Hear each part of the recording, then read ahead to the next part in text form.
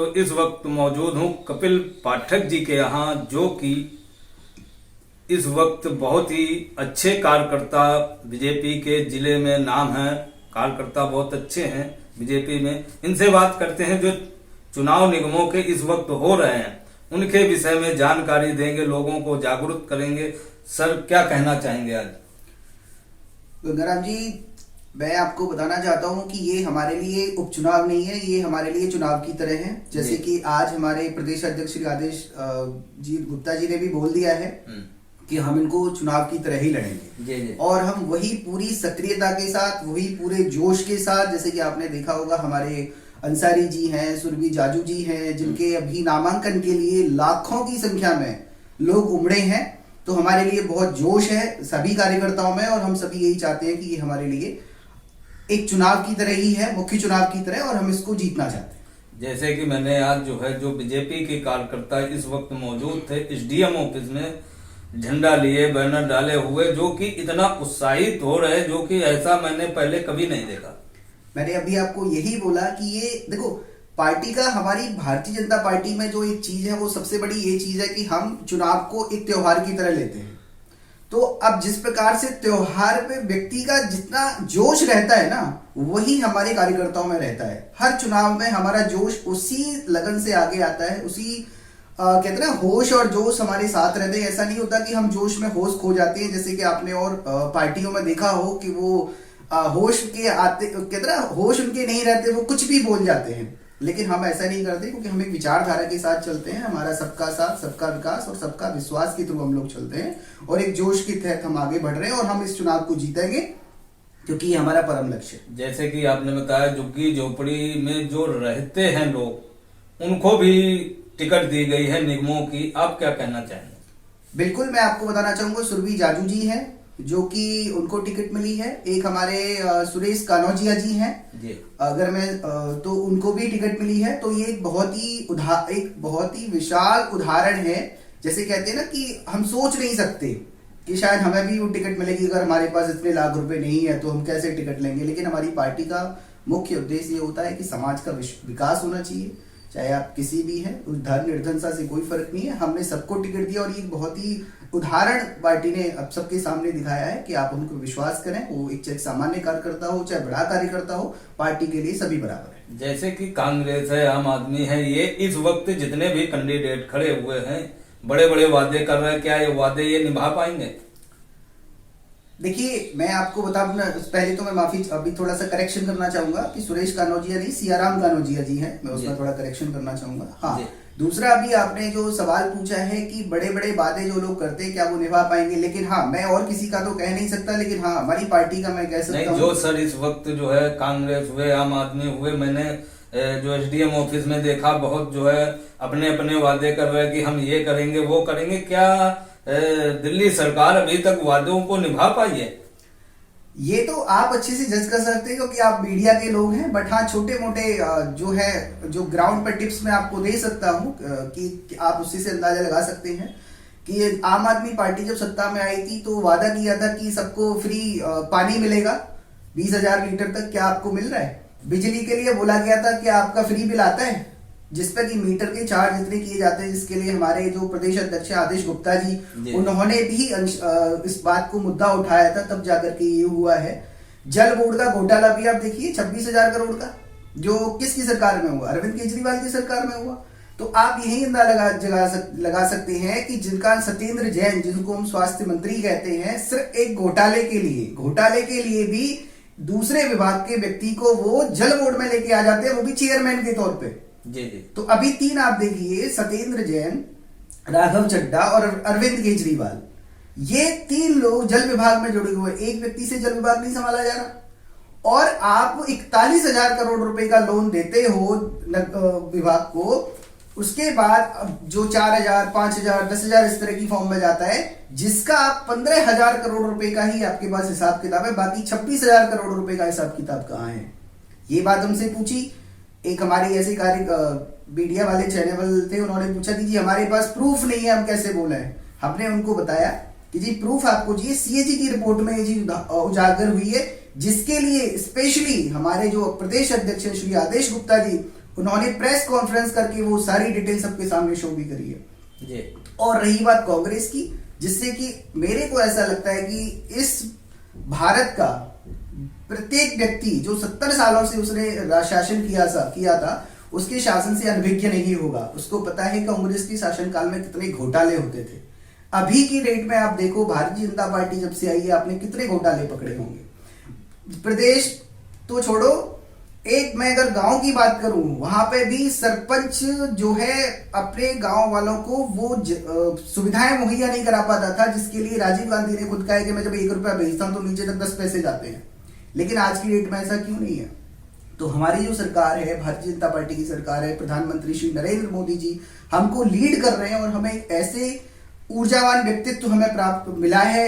ये हम सबका ही भाग्य है, मेरा नहीं, ये सभी का सर, भाग्य जिस है। तरीके से इस वक्त मोदी जी को लोग, चाहे कांग्रेस पार्टी हो चाहे आम आदमी पार्टी हो, लांछा पे लांछा लगाई जा रहे हैं, लेकिन उनको आप कैसा धन्यवाद देना चाहेंगे जो सबका दर्द सह कर जो आगे बढ़ रहा है? उसका उदाहरण आप बजट से ही लगा लीजिए। कोरोना काल में सभी किस तरह की हमारी इकोनॉमी हो गई थी, लेकिन उसके बाद भी अगर आप देखो कितना राशन केंद्र सरकार की तरफ से लोगों को दिया गया, आप खुद अंदाजा लगाइए। जन धन योजना के तहत कितने सारे अकाउंटों में पैसे गए हैं। 500 रुपए से मैं बात करूं तो कितने सारे लोगों के पैसे गए हैं। ऑटो चालक, चाहे कोई भी व्यक्ति हो, गरीब व्यक्ति, उसको सरकार ने पूर्ण रूप से मदद करी है। रही बात, अगर मैं बात करता हूं मेडिकल की, देखिए एक जो आम आदमी की जरूरत होती है वो होती है मेडिकल की अगर मैं बात करूं तो प्रधानमंत्री आरोग्य योजना के तहत उन्होंने कितने, जनऔषधि योजना के तहत कितने सारे लोगों को एक मेडिकल का एक तरह से बीमा भी उपलब्ध कराया है। जी। तो आप इस बात को समझिए कि ये प्रधानमंत्री जो कार्य करते हैं, प्रधानमंत्री श्री नरेंद्र मोदी जी, वो कार्य करते हैं समाज के लिए, जनता के लिए, और इसी का कारण है कि जनता का उन पर विश्वास है। चाहे लोग कितना भी उनको गाली दें, कितना भी उनको ओछापन दिखाएं, लेकिन फिर भी जनता है जो उनको दोबारा से प्रधानमंत्री बनाया उन्होंने, और यही वो जनता है जो आगे भी उनको प्रधानमंत्री के रूप में देखना चाहती है। और एक छोटी सी बात मैं आपको और बताना चाहूंगा, हल्की सी। जब हमारे प्रधानमंत्री जी बने थे तो उनका साथ कौन था? सारे नेता उनके खिलाफ थे। कहते थे कि अमेरिका का जो प्रेसिडेंट है बराक ओबामा, वो उनके खिलाफ था क्योंकि गुजरात दंगों, उनके ऊपर मुस्लिम विरोधी छवि लगाई हुई थी। आज मुस्लिम लोग जो है उनके बाबा कर रहे हैं, ऐसी क्या वजह? वही आप जाके देखिए, आप मौलवी होते हैं, उन्होंने प्रधानमंत्री जी को नवाजा है, उनको अप्रिशिएट किया है। और किसी भी अगर आप कंट्री में चले जाएं, वहां पे भी प्रधानमंत्री जी को वही तवज्जो मिली है। मुस्लिम कंट्री की स्पेशली मैं बात कर रहा हूं। हाँ, एक तवज्जो और मिली है। अगर मैं पाकिस्तान की बात करूं तो पाकिस्तान की जो स्थिति पहले हो जानी चाहिए थी, वो आज हमारे प्रधानमंत्री श्री नरेंद्र मोदी जी ने अपनी कूटनीति और राजनीति के तहत पूरे संसार में सभी अपने जो भी कंट्रीज हैं सबसे अलग और थलग करवा दिया है। तो सर क्या कहना चाहेंगे, जिस तरीके से इस वक्त किसान भी बॉर्डरों में बैठा हुआ है, वो जो है अपनी अट में अड़ा हुआ, लेकिन उनको समझ में नहीं आता कि कहाँ सुविधा अच्छी है, कहाँ क्या है। लोग जो है वहां जा के नेता लोग वहां और भड़काते हैं। क्या कहना चाहेंगे? देखिए, अभी आपने बहुत अच्छी बात बोली कि नेता लोग उनको भड़काते हैं, और एक सबसे पहले आपने बोला कि किसान बड़ी असमंजस में है, क्या करें। दोनों में बहुत ही अलग बात है, क्योंकि किसान असमंजस में नहीं है। किसान आपको अपने खेतों में दिखाई देगा, वो खेतों में जाके अपना खेती कर रहा है। ये काम है नेता लोगों का, जो अभी अभी आपने मेरे को बोला है। जी। अगर आप देखो तो किसानों का आंदोलन इतना चला, लेकिन अब जब किसान बिल हमारे तोमर जी जो हमारे कृषि मंत्री हैं, उन्होंने जब पेश किया तो उसमें उन्होंने सारी बातें स्पष्ट की हैं और विपक्ष के सामने चुनौती दी है कि आओ उस पर बहस करो। एक भी विपक्षी वाला सामने नहीं आता है। अब मैं मुद्दे को लेके आता हूँ हमारा यही दिल्ली के लिए, क्योंकि मेन मुद्दा हमारा दिल्ली में ही चला था। तो दिल्ली की सरकार है केजरीवाल सरकार एक नौटंकी सरकार है, जो मुझे नजर आता है। सर वहां पर मनीष सिसोदिया भी गए थे। मैं वही आपको बता रहा हूँ, मैं सारे मुद्दों पे आ रहा हूँ आपको एक एक करके। यही जो अपना विधानसभा है दिल्ली की, जहां पे कि अरविंद केजरीवाल ने सबसे पहले इसको जब बजट पास होता है तो सभी विपक्ष अपना अपना मत रखते हैं, गजट दिया जाता जी। है सभी के, उससे एक बजट पास होता है, पास हो गया।